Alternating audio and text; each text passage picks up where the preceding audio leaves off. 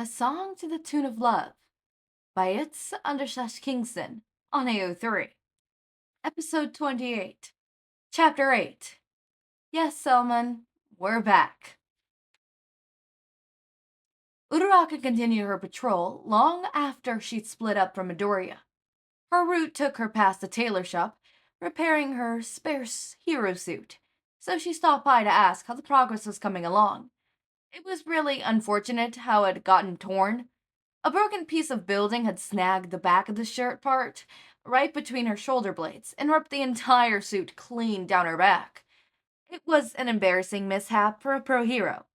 Luckily, it was during the final sweep of the area, and Uraraka was able to run home and change clothes before dropping her suit off with the tailors. She pushed the door open and stepped inside the warm shop. "Hey," Uraraka said. The man looked over at her. "Gravity." He stood up from his chair. There was a sewing machine in front of him, her suit draped across the table. "Sorry, I won't finish until later tonight. There was another client I had to take care of before I started.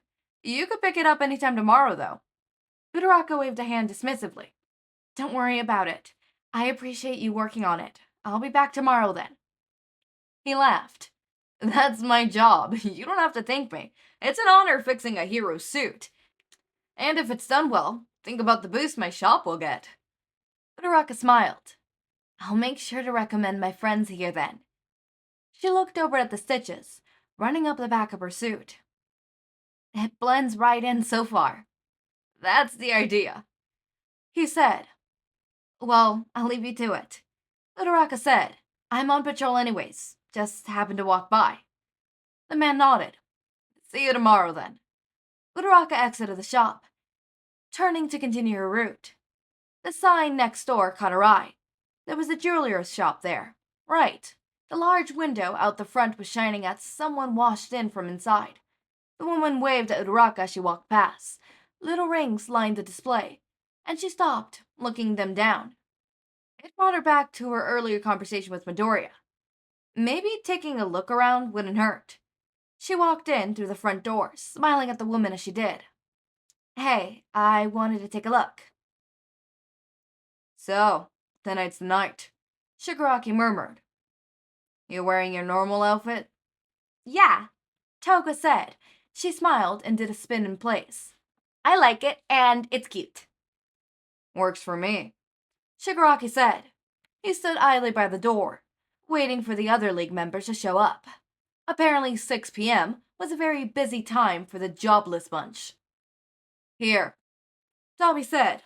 "I almost forgot we were going anywhere." He was pulling on a new shirt as he rounded the corner. "You've got the tag." Shigaraki pointed to the neckline. "Damn, really? I checked it before putting it on," Dobby said. He grabbed at the neckline, feeling for it. "Which way?" "Left," Shigaraki said. "More left." Dobby scowled. "Get it for me then? I can't find shit." "Nothing's there. I'm just bored." Dobby sighed. "This is why we don't go to places.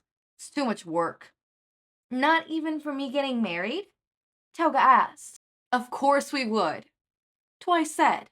He shut his door and started down the hall. "You're not getting married. It's hardly a proposal." Yeah, true," Toga said. "The wedding is a different night."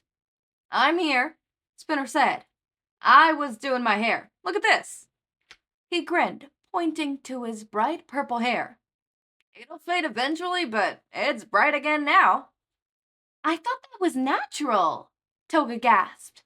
"You dyed it?" "Yeah." "Whose hair is naturally purplish?" Spinner asked. Kiriguri pointed to himself. "Look at mine." "Yours is blue, and the mist isn't hair. You can't say it is," Spinner said. "Mine's periwinkle," Shigaraki said. "That's close to purple." "But you dye it. I know it's normally white." Dobby jabbed a finger at him. "And yours?" Toga asked. "Shh, he doesn't know." "Like hell I don't." Shigaraki rolled his eyes. "Face it, we're all keeping the hair dye industry alive." Nope. Toga grinned. She ran over to Twice, threw an arm around him. We're not. All natural. Twice struck a pose, catching some so Toga could get an arm around his shoulder. Kirigiri walked over behind them. I don't dye mine either. I'm all natural too. Wait. Shigaraki looked around. Since Kirigiri appeared at some point, we're all here. Why are we waiting? Hey, Uraraka said. Midoriya pushed through the door, separating the main restaurant from the party room. Hello, he replied. We're the first ones here? Yeah, everyone else should be arriving soon. It's at 7, so I wasn't expecting anyone yet. I'm still setting up. How many people ended up being able to make it? Midoriya asked. He grabbed the edge of the tablecloth and helped Uraraka get it positioned over the long table. Thanks, she said. I wasn't able to get in touch with a few people, with all the scheduling conflicts. Uraraka waved her hand dismissively. Everyone already told you, plus Shoto and Katsuki. Midoriya raised his eyebrow. I'm worried about Shoto, but you think they'll get along well? Katsuki actually asked me if he could come. It was super weird. Uraraka said. He heard about it from someone, I guess. I guess he wouldn't want to miss such an important dinner either. Midoriya said. You think so? Uraraka asked. She retrieved a stack of menus from the small gift table by the door and laid them out on the dinner table. Probably. Hey, you said you've been here before, right? Midoriya asked. What's good on the menu? I forgot you've never been here before. Practically everything is awesome. Uraraka said. Yeah? Hey, party people! Ashita called. Her voice was distant. Oh my god, I am so sorry! Uraraka and Midoriya shared a confused look. There was the sound of shadow from the other side of the wall before the door leading to their party room opened. Ashito spectacly peeked in before entering. Did you guys know that the restaurant has 2 party rooms? Ashito asked.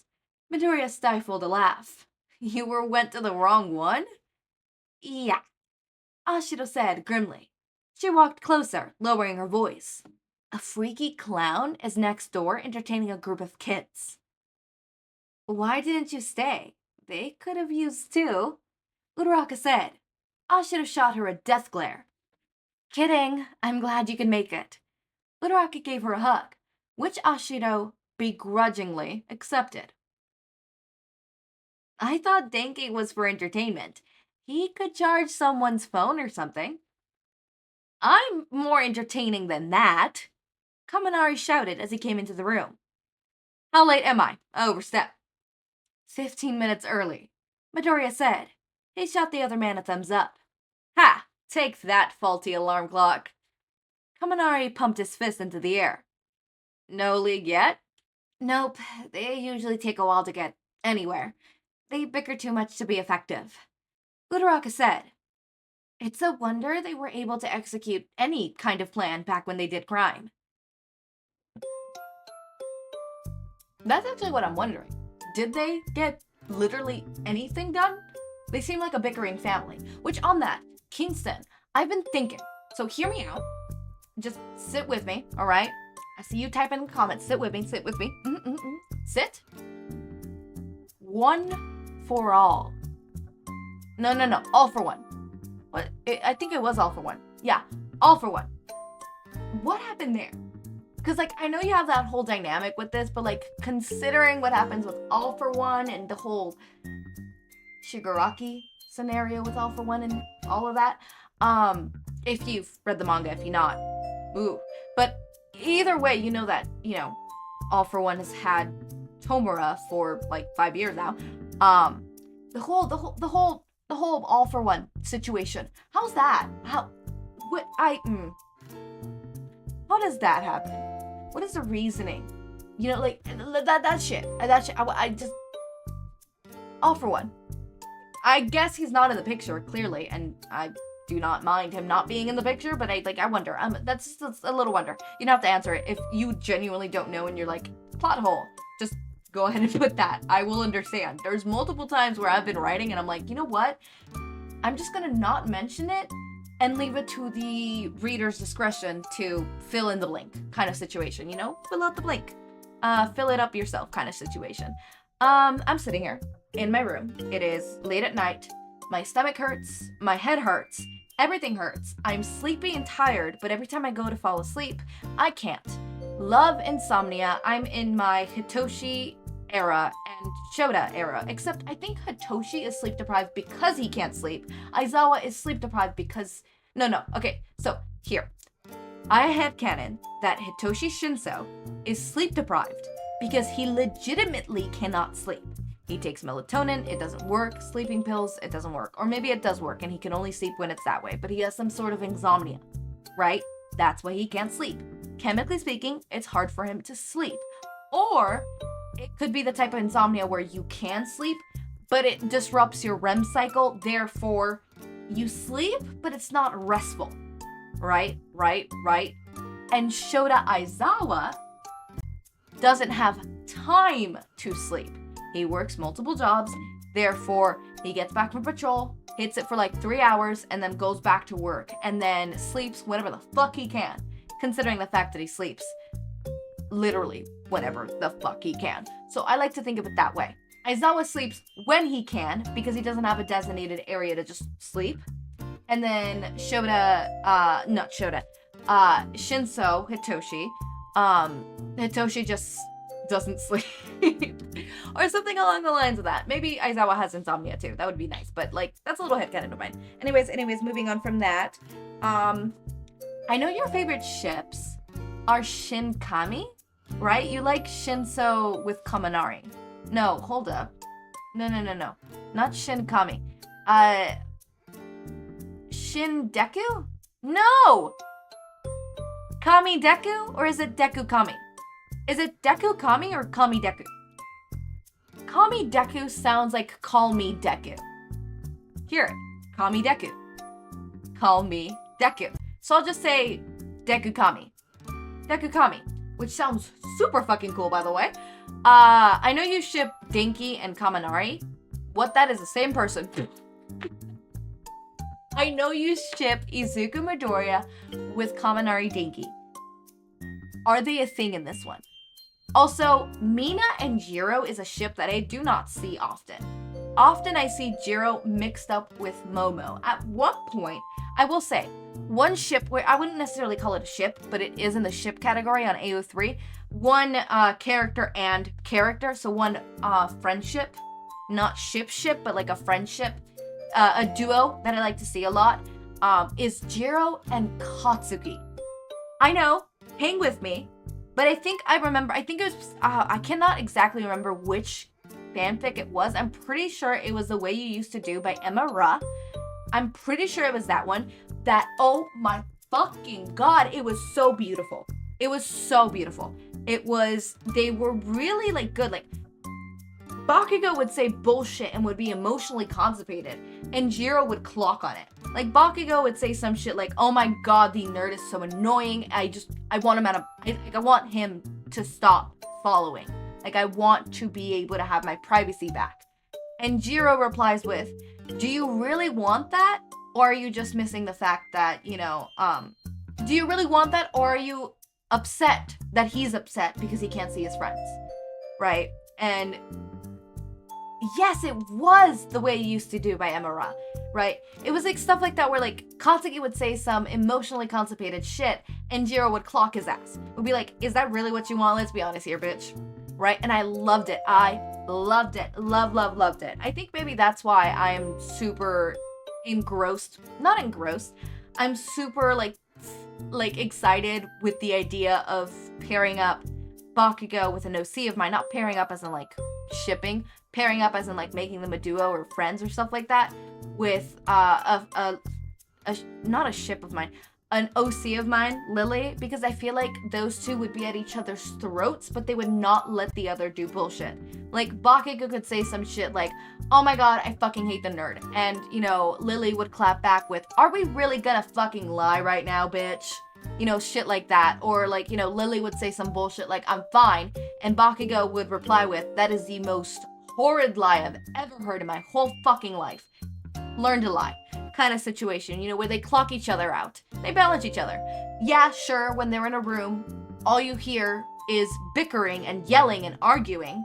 And you're like, these two are gonna kill each other's throats. But in reality, that's just how they communicate. With screaming and yelling. Yep. Is it the most healthiest relationship? Or friendship? Probably not. Is it funny as fuck? Yeah, it is. And I love the idea, and I really, really wish I could implement it in a fanfic, but I don't know which one to implement it on. Would you guys be interested in, like, reading something like that? Where, like, Bakugou's friends with someone who literally, like, that's the way they communicate. They yell at each other, and Bakugou's like, "Oh my fucking god, you want to square up right now?" And instead of being like, "No, let's, you know, calm down," the other one's like, "All right, fucking square up, I'm gonna break your nose." Kind of situation. It'll be so fucking hilarious. Again, not the healthiest, but hilarious. Anyways, I cannot wait to see how this ends up. Obviously, we know that they're not going to propose. We know that Toga is not going to propose to Uraraka, and Uraraka is not going to propose to Toga. But Toga doesn't know that, and neither does Uraraka. So, how is this going to pan out? How is this going to go out? And especially considering the fact that they're having a whole dinner with a bunch of Uraraka's friends and the League of Villains. So, like, I wonder how that's going to go. So, anyways, as always, my raindrops, make sure to eat, sleep, drink water, take your meds.